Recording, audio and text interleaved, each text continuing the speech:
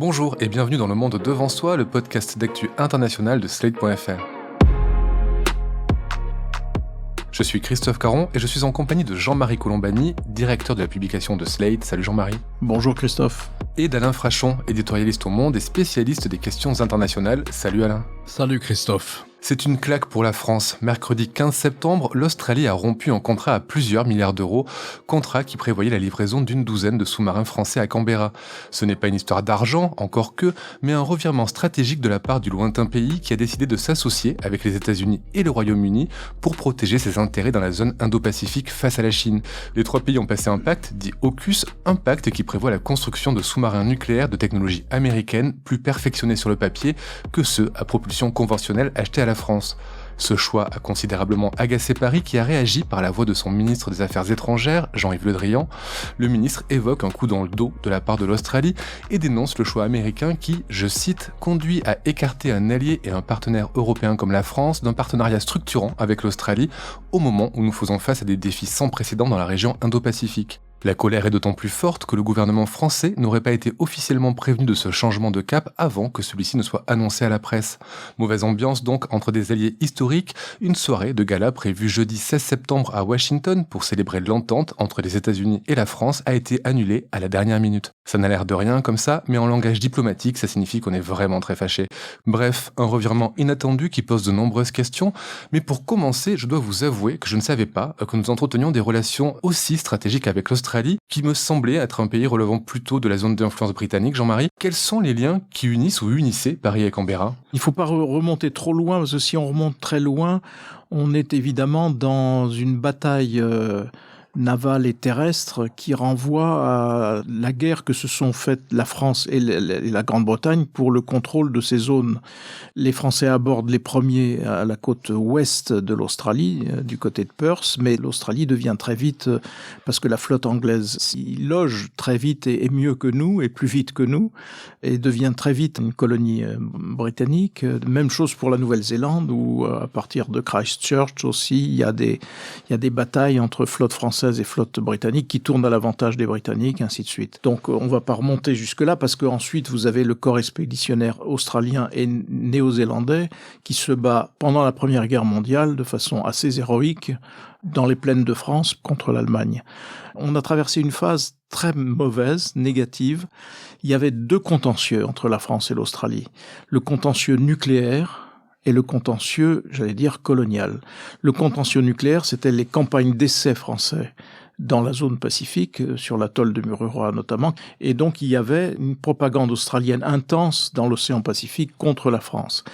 Puis est arrivé, en effet, Jacques Chirac, qui a interrompu ce processus, plus exactement qu'il a relancé, donc ça a relancé la polémique, mais qui ensuite s'est transformé en essai nucléaire de laboratoire. Donc les choses se sont un petit peu apaisées. Et puis le contentieux colonial, c'était le fait que l'Australie considérait que nous devions quitter la Nouvelle-Calédonie. Et donc essayait par différents moyens d'encourager les courants indépendantistes en Nouvelle-Calédonie. Tout cela s'est ensuite effacé parce que vous avez eu le gouvernement de Michel Rocard. Et le gouvernement de Michel Rocard, ce qu'il a œuvré pour le salut de la Nouvelle-Calédonie et pour la solution qui est d'ailleurs toujours en pratique et qui a évité la guerre civile en Nouvelle-Calédonie, a aussi permis une réconciliation durable avec la Nouvelle-Zélande et avec l'Australie. Évidemment, avec la Nouvelle-Zélande, il y a aussi le contentieux Greenpeace, mais c'est une autre histoire, mais tout ça s'est finalement apaisé grâce à Michel Rocard, prolongé ensuite par François Hollande, par un partenariat en effet stratégique. Stratégique veut dire militaire, et militaire veut dire aussi la conscience que dans cette zone va se jouer une part du sort de la planète, puisque cette zone est menacée de passer sous influence dominante chinoise. Et là, la France et l'Australie se sont rejointes, et notamment à travers ce partenariat qui était un partenariat destiné à durer 50 ans, qui était un partenariat stratégique qui incluait aussi une alliance militaire. Voilà le contexte. Et donc, jusqu'à cette rupture, les relations avec l'Australie étaient non seulement excellentes, mais l'Australie était un des piliers de la diplomatie française, encore une fois initiée par François Hollande, sur la façon dont nous devons essayer de nous organiser dans cette région du monde face à l'emprise chinoise de plus en plus importante. Au-delà de ces 12 sous-marins que l'Australie devait acheter à la France, quels étaient les termes de ce partenariat stratégique qui nous unissait à l'Australie, Alain ? Si vous voulez, quand un contrat comme ça existe, d'abord, ça dure très longtemps. Ça veut dire que les ingénieurs des deux pays travaillent ensemble. D'ailleurs, il y a, je crois, au moins 100 ingénieurs australiens installés depuis plus d'1 an maintenant à Cherbourg, dans les usines du Naval Group, qui était ce groupe français, un groupe public qui fabrique ces sous-marins d'attaque. Et donc, il y a des échanges assez fréquents qui tissent des liens entre les ingénieurs, les militaires et en principe les politiques. C'est ça qu'on appelle une présence stratégique. C'est-à-dire qu'on vend des armes, mais on vend pas simplement des armes. On vend un courant d'échange qui finit par s'institutionnaliser et qui, en l'espèce, aurait dû durer jusqu'en 2030, mais qui se poursuit en général. Et c'est comme ça que se noue ce type d'alliance qu'on appelle des alliances stratégiques. Alors pourquoi c'était important pour la France ? Parce que ce que vient de dire Jean-Marie, la France est une puissance du Pacifique. Nous sommes la 2e ou la 3e puissance maritime du monde, du fait d'archipels, d'îlots sur tous les océans. Donc la France est une puissance du Pacifique. Et elle veut d'autant moins rester absente de cette zone qu'elle aussi est inquiète de l'expansionnisme chinois dans le Pacifique. Et nos bateaux, régulièrement, tous les ans, il y a des bateaux de guerre français, 2 ou 3 bateaux de guerre français, qui font des patrouilles dans la zone et qui passent dans le détroit de Formose, entre Taïwan et la Chine. La Chine hurle, la Chine n'est pas contente contre nous, la Chine interdit ensuite qu'on vienne mouiller dans les ports, et notamment à Hong Kong, par exemple, etc. Mais c'est pour manifester notre présence et manifester le fait que nous nous opposons à cet expansionnisme chinois dans le Pacifique, qui consiste à régler des différends par la force. Parce que c'est ça qu'on comprend pas bien. On comprend quand la Russie prend une partie de l'Ukraine. On comprend. Mais là, qu'est-ce qui se passe ? Eh bien là, la Chine a pris une partie du territoire que le Vietnam estime être le sien, ou bien l'Indonésie, ou bien les Philippines, ou bien Singapour, ou bien la Malaisie. Ces territoires ont été conquis par la force par les Chinois. Alors il y a un différend territorial. Nous disons ce différend territorial, il doit être réglé par l'ONU, par le multilatéralisme à laquelle les Chinois se prétendent si fidèles. Eh bien non, ils sont réglés par la force. Et donc on ne sait pas où ça va s'arrêter, et nous patrouillons dans ces eaux pour dire non, les Chinois n'ont pas le droit de décréter qu'ils peuvent prendre un îlot par la France et étendre leur zone économique d'exclusivité et leur territoire maritime à partir de cet îlot, parce que sinon ça veut dire que la Chine prend 90% du Pacifique occidental. Voilà l'enjeu. Il faut essayer de le comparer avec ce qui est comparable en Europe entre la Russie, par exemple, l'Ukraine et nous autres de l'Union européenne. Voilà l'enjeu et voilà pourquoi ce partenariat avec l'Australie, pays de l'ensemble anglo-saxon, naturellement, mais ce partenariat est d'autant plus important. Il y a 2 pays qui ont augmenté leur partenariat avec l'Australie ces dernières années face à la Chine. Il y a les États-Unis qui ont créé une nouvelle base à Darwin, et puis la France qui a noué ce partenariat. Ça voulait dire que dans cette zone Indo-Pacifique, les États-Unis avaient un allié, la France, dont on aurait pu penser que ça comptait un peu. Apparemment, ça ne compte pas beaucoup. Pour compléter ce que dit Alain, mais côté australien, il faut avoir aussi en tête que l'Australie vit, et c'est un continent. C'est un continent sous-peuplé. C'est une toute petite population. Et l'Australie vit avec la hantise d'une immigration massive, un peu comme peut-être les Russes vivront un moment, avec la hantise que la Chine finisse par peupler la Sibérie. L'Australie est dans la crainte qu'elle soit un jour peuplée par la Chine. Oui, ils ne sont que 25 millions. Est-ce que la France a été vraiment à la hauteur de ce partenariat qu'il a lié avec l'Australie ? Parce que si l'Australie a choisi de se diriger vers les États-Unis, on va en parler avec vous Jean-Marie, c'est qu'il y a peut-être eu des couacs dans ce partenariat. J'ai cru entendre parler de retard, parler d'augmentation du budget final. Il y a eu tout ça. Ça se passe fréquemment dans les grands contrats d'armement comme ça, ou même quand on fait des centrales nucléaires. Donc non, là, ça se passait mal. Depuis 1 an, ça se passait pas bien. Le Premier ministre australien en a parlé avec le président Macron l'année dernière, donc ça se passait pas bien, il y avait des retards. Là, je crois que l'ardoise, qui était de 35 milliards de dollars canadiens, ou de 50 milliards, disons, de dollars américains, a presque doublé. Elle est arrivée à 90 milliards, plus des retards. Bon, il y avait tout ça. En arrière-plan, Mais de là à annoncer du jour au lendemain un pareil revirement de la part de l'Australie, à l'instigation des États-Unis, sous la pression des Américains, voilà, l'origine de la crise, elle est dans la manière, au moins autant que dans la substance. Mais avant d'évoquer la politique, et la relation entre l'Europe et les États-Unis, la France et les États-Unis, il faut avoir en tête que on est là sur des affaires où c'est constamment la guerre entre Européens et Américains. Mais c'est une guerre économique, c'est une guerre commerciale. Et partout où vous marquez des points, vous êtes à peu près sûr que les États-Unis vont essayer de vous faire capoter pour que le marché lui revienne à nouveau. Regardez ce qui se passe par exemple en Inde. Inde, autre pilier de la diplomatie française d'aujourd'hui, qui a vendu des Rafales à l'Inde. Vous allez voir venir progressivement dans des articles de presse l'idée que peut-être ce contrat a peut-être été obtenu avec un petit peu de corruption. C'est une première façon de le remettre en cause et ainsi de suite pour que, in fine, l'Inde se rabatte vers les F-16 américains.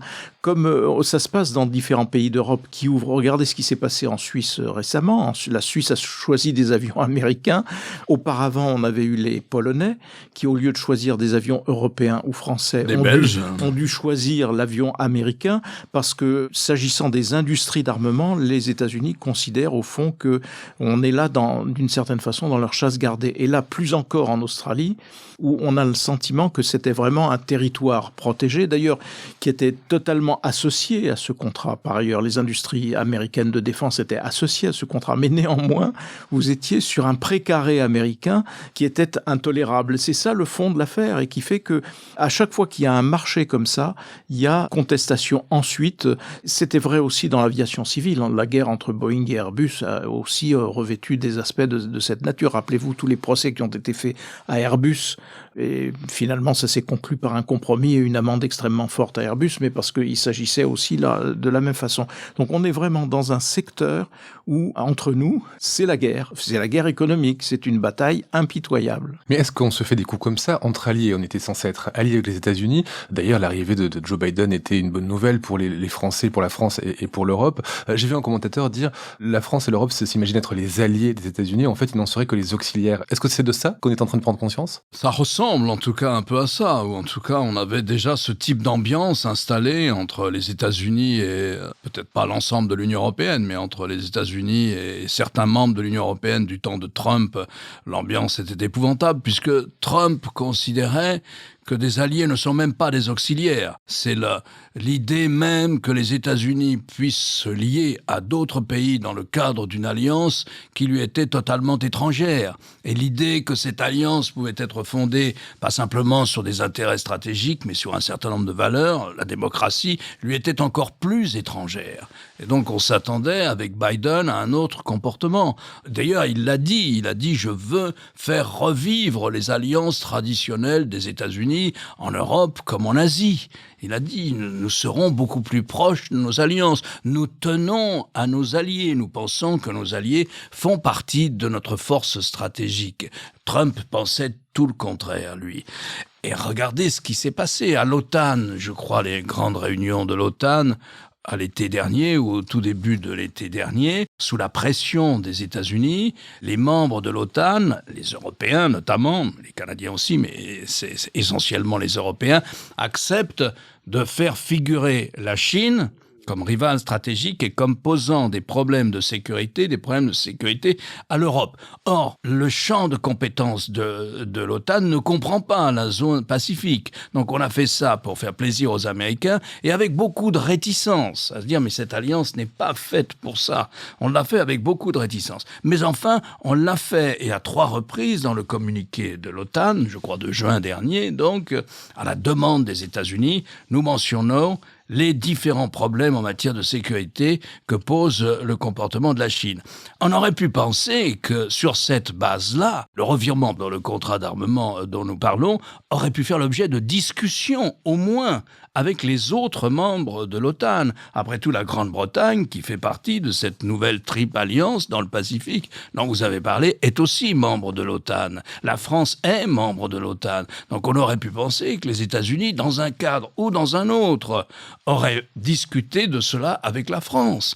À plus forte raison, parce qu'ils n'étaient pas exclus du contrat franco-australien, puisque toute la partie militaire de ces 12 sous-marins d'attaque à propulsion conventionnelle était américaine. C'était le groupe Lockheed Martin qui l'avait, si vous voulez. On est au-delà de la désinvolture. On est véritablement, oui, dans l'expression que vous avez employée, c'est-à-dire on est traité en auxiliaire. Absolument. Moi, ce qui me frappe, c'est que ça me rappelle, les Français, là, ont employé le même vocabulaire que les Allemands face à Trump. Face à Trump, les Allemands ont dit « trahison ». Nous nous sentons trahis à cause de tout ce que vient de rappeler Alain sur la doctrine Trump. Là, les Français disent trahison de la même façon vis-à-vis d'un gouvernement et d'un président dont on pouvait espérer autre chose. Mais manifestement, la façon dont ils traduisent le mot allié, ils le traduisent par aligné. C'est une vieille querelle d'ailleurs, parce que je ne sais pas si vous vous souvenez, quand Joschka Fischer était ministre des Affaires étrangères en Allemagne et qu'il dialoguait beaucoup avec Hubert Védrine, ils ont été ministres à peu près en même temps. Leur doctrine, c'était ça, de dire être allié, ça n'est pas être soumis, c'est être partenaire. Déjà, cette problématique était présente, mais elle était présente de façon beaucoup plus soft, j'allais dire, en termes diplomatiques qu'elle ne l'est aujourd'hui. Et ça, c'est devenu une franche catastrophe avec Trump, mais ça redevient très problématique avec Biden, ça, de toute évidence. Alors, vous avez dit, les mots employés ont été assez forts de la part de Le Drian et de Parly. Il y a eu cette annulation qui peut paraître anecdotique, mais qui n'est pas tant que ça. Qu'est-ce qui peut se passer, du coup, après ça, entre France et États-Unis? Comment peuvent évoluer ces relations? C'est difficile parce que là, on est dans une crise qui, d'ailleurs, petite parenthèse, ne doit pas faire une ligne ou quelques lignes dans la presse américaine. Je veux dire, ça ne fait ni chaud ni froid aux États-Unis. Et comme Biden gouverne évidemment en fonction de son horizon, qui est son horizon des élections de mi-mandat l'année prochaine, je pense que voilà, c'est bon pour l'Amérique. Donc point final et terminé, il n'y a rien à voir. Après, je ne sais pas comment les choses peuvent être réorganisées, rattrapées. C'est sûr que ça doit nous inciter à regarder davantage vers l'Union européenne et la façon dont on a eu des interrogations sur que se passerait-il s'il y avait une nouvelle offensive russe en Ukraine. Est-ce que les Américains seraient vraiment au rendez-vous? Donc ça pose la question, si on veut aller vraiment et franchir ou tirer toutes les conséquences stratégiques de ce qui vient de se passer, il faudrait à la limite que les pays européens, je ne parle pas de l'Union européenne parce que ça n'est pas encore de sa compétence, mais que les pays européens qui le peuvent se dotent d'un article 5. Comme il y a un article 5 de l'OTAN, mais qui implique les États-Unis, est-ce qu'il peut y avoir... L'article 5, c'est vous êtes attaqué, les autres sont obligés de voler à votre secours. Donc c'est l'article fondateur de l'OTAN, mais ça implique les États-Unis, dont on peut maintenant douter vis-à-vis des Européens, en tout cas de la fiabilité. À terme, il faudrait souhaiter que des Européens se dotent eux-mêmes de leur propre article 5. Simplement ça renvoie au problème des forces armées européennes. Et donc, il n'y a pas de forces armées européennes dignes de ce nom sans les Britanniques. Mais les Britanniques, c'est terminé pour le moment. Ils ont pris un autre chemin, qui est celui de la satellisation avec les États-Unis. L'opinion britannique et la presse d'opposition britannique avaient qualifié un jour Tony Blair de petit caniche de George Bush, ce qui était injuste pour Tony Blair. Eh bien, voilà que Boris Johnson, aujourd'hui, devient le petit caniche de Joe Biden. Et donc, ça nous ferme les portes d'une autonomie stratégique plus grande, en tout cas, je pense. Ce type d'alliance, de type article 5 qu'évoque Jean-Marie, c'est quelque chose qui est pour vous aussi souhaitable, mais franchement peu réalisable? Dans cette histoire, je crois qu'il y a une question à se poser. Pourquoi la Grande-Bretagne ? Et pourquoi pas la France Oui, dans le traité qui unit Australie, États-Unis et Grande-Bretagne. Pourquoi ne pas avoir discuté de ça avec la France ? Eh bien, je vois une raison de fond, moi, qui est véritablement ce qu'on appelle une raison stratégique, c'est-à-dire quelle va être votre ligne de conduite diplomatique et militaire pour l'avenir. Les Britanniques ont tranché, ils ont choisi. On ne peut pas rester sans choisir son camp dans la grande confrontation qu'il y a entre les États-Unis et la Chine. On doit choisir. À un moment, on est avec les États-Unis ou on ne l'est pas. C'est d'ailleurs des situations qu'adorent les États-Unis, c'est toujours très manichéen, vous êtes avec nous ou contre nous. Eh bien, Johnson a longtemps hésité, et aussi l'ensemble des élites politico-militaires britanniques, puisqu'ils étaient parmi les premiers à avoir accepté que toute la logistique de la nouvelle génération de téléphonie, la 5G, mais c'est une véritable révolution industrielle, soit confiée à la firme chinoise Huawei. Et les Américains disaient non, vous ne pouvez pas faire ça. Huawei est d'une manière ou d'une autre, comme toutes les grandes entreprises chinoises, liées au pouvoir politique et militaire chinois, et c'est beaucoup trop dangereux pour nous, membres de l'OTAN, d'accepter ça. Les Britanniques ont fini par prendre une décision. Ils ont dit non à Huawei. L'Union européenne ne sait pas quoi faire. Elle n'a pas choisi. Elle a défini la Chine comme un partenaire dans certains domaines, un concurrent économique et commercial et un rival systémique. On ne sait pas ce que ça veut dire un rival systémique. C'est quoi? C'est du politiquement correct pour désigner un adversaire ou un ennemi? Hitler était un rival systémique, c'est sûr. Bon, on ne sait pas trop ce que ça veut dire rival systémique. Donc on a choisi cette formule. Et on aimerait pouvoir rester comme ça, sans choisir. Continuer à faire des affaires, des relations économiques avec la Chine, parce qu'on ne voit pas comment faire autrement. Vous savez, les échanges entre la Chine et l'Allemagne, ça représente à peu près 1/4 du PIB allemand. Donc c'est considérable. Et donc au fond, on imagine qu'il y aurait comme ça une position centriste possible ou gaulliste possible, comme l'avait fait le général de Gaulle du temps de l'Union soviétique, mais cette comparaison n'apporte pas grand-chose. Mais l'Union européenne n'a pas choisi, la Grande-Bretagne a choisi. Et c'est une différence pour les Américains. C'est une différence très importante. Parce que vous voyez l'obsession chinoise américaine derrière cet unilatéralisme de Joe Biden. Il ne prévient personne, il ne prévient ni les Allemands, ni les Britanniques, ni les Français quand ils se retirent de Kaboul aussi brutalement. Nous ne sommes pas prévenus. Il n'y a pas de conversation avec nous, ni dans le cadre de l'OTAN, ni dans un autre d'ailleurs. Et là, même chose. Et toujours avec cet objectif chinois. L'obsession chinoise. C'est pas sûr que ça soit une très bonne obsession stratégique à long terme, mais c'est comme ça en ce moment aux États-Unis. Et il y a un soutien républicain et démocrate pour ça. Toute la machine politico-économique et militaire américaine est tournée là-dessus. Ça date pas de Biden, mais ça ne fait que prendre de l'ampleur, si vous voulez. Dans ce cadre-là, l'Union européenne essaye de ne pas avoir à choisir. Naturellement, ce sont nos alliés. Naturellement, nous sommes dans l'OTAN. Naturellement, nous avons mis, en tant que membre de l'OTAN, la Chine parmi nos préoccupations sécuritaires, ce qui est déjà une façon de choisir, mais pas suffisante encore. Pas suffisante, puisque certains pays de l'Union européenne vont accepter Huawei ou d'autres contrats qui peuvent avoir un impact sur la sécurité du continent avec les Chinois. Et donc, il y a, je crois, en toile de fond de cette histoire, cette question, faut-il choisir dans la confrontation entre la Chine et les États-Unis? Peut-on rester, oui, plutôt amis des États-Unis, c'est sûr, puisqu'on est membre de l'OTAN, mais en même temps, on ne veut pas une confrontation, une attitude de confrontation aussi prononcée avec la Chine. Là-dedans, Johnson a choisi. À propos de la Chine a réagi. Pékin a très mal reçu la nouvelle et elle accuse de menacer la stabilité dans la région. Quelle peut être la réponse de la Chine à cette nouvelle association? C'est difficile d'imaginer qu'une escalade en même temps, parce que ce qui motivait aussi l'Australie dans sa politique d'armement, et notamment d'armement naval, c'est l'explosion des dépenses militaires chinoises et surtout de la façon et la rapidité avec laquelle la Chine s'équipe d'une marine de guerre. Une marine de guerre qui comprend des porte-avions, qui comprend des sous-marins, qui comprend un certain nombre de navires, ainsi de suite. Et ça, la vitesse avec laquelle la Chine s'arme est évidemment une préoccupation pour un certain nombre de pays de la région. Donc l'alliance qui est en train de se constituer est une alliance. Et ce qui mécontente vraiment la Chine, c'est pas tant l'alliance États-Unis-Australie, c'est États-Unis-Australie plus Japon plus l'Inde. Je ne sais plus quelle est la dénomination de ces quatre-là. Le Quad. C'est-à-dire que la Grande-Bretagne se rapproche de ces 4 pays, Australie, Japon, États-Unis, Inde.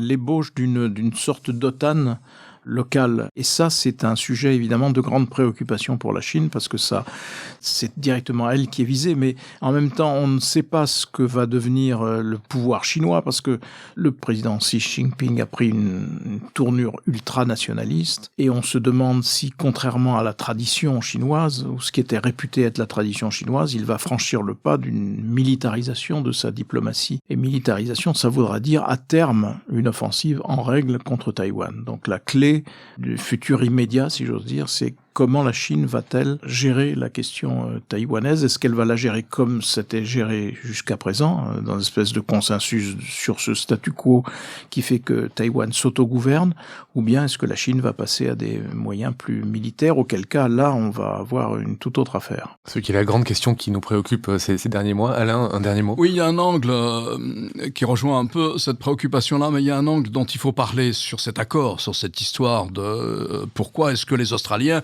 ont choisi en fait de dire oui aux États-Unis. Parce que les États-Unis leur ont dit « Nous vous offrons des sous-marins à propulsion nucléaire ».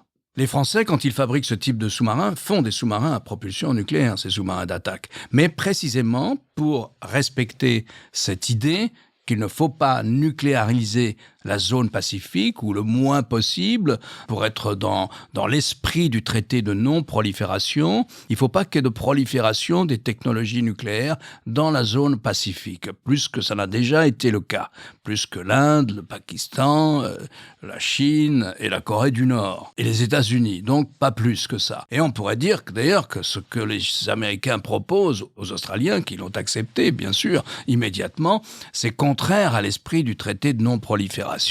Les États-Unis prennent le risque d'augmenter la nucléarisation de toute la zone Pacifique. Et c'est pour ça, les Australiens ont accepté d'autant plus volontiers que ça leur donne des sous-marins qui sont plus performants que les sous-marins à propulsion conventionnelle, ce mélange de moteurs diesel et électriques que nous leur proposions. C'est pour ça qu'ils ont accepté. Donc, un des angles de cette histoire, c'est que les États-Unis prennent le risque d'une dissémination nucléaire beaucoup plus avancée encore dans la zone Pacifique. C'est difficile après de négocier avec l'Iran. Ça rend la négociation sur l'arme nucléaire iranienne encore plus difficile. Mais là, on parle de propulsion. De propulsion, mais c'est pas les armes pas d'armes. nucléaires. Mais si vous voulez, tout ça, c'est un ensemble. Le nucléaire, c'est un ensemble. Bien sûr, il ne s'agit pas d'armes nucléaires. Il s'agit juste de propulsion de sous-marins à propulsion nucléaire. Il n'empêche, c'est un pas de plus vers la nucléarisation, vers la dissémination des technologies nucléaires dans la zone Pacifique. Et ça, les États-Unis en prennent le risque. C'est très exactement ce qui a été dit par le gouvernement néo-zélandais, par la première ministre néo-zélandaise, qui s'est inquiétée justement de cette nucléarisation en disant « mais dans nos eaux territoriales, vous n'en rentrerez pas », ce qui est quand même une première vis-à-vis de l'Australie, qui est quand même à la fois un voisin, un partenaire et plus qu'un partenaire. Donc je pense qu'elle va avoir des ennuis parce que les États-Unis vont commencer à tenter de l'affaiblir. Moi, c'est peut-être une vision un peu complotiste des choses, mais telles que fonctionnent les États-Unis, je pense que ce genre de prise de position ne sera guère apprécié de la part de la première ministre néo-zélandaise. Donc voilà où nous en sommes, ce qui était évidemment une situation de plus en plus préoccupante, me semble-t-il. Merci Jean-Marie, je rappelle votre émission politique tous les jeudis sur France 24. Merci Alain, vous, c'est votre chronique, on retrouve tous les jeudis sur lemonde.fr. À la semaine prochaine.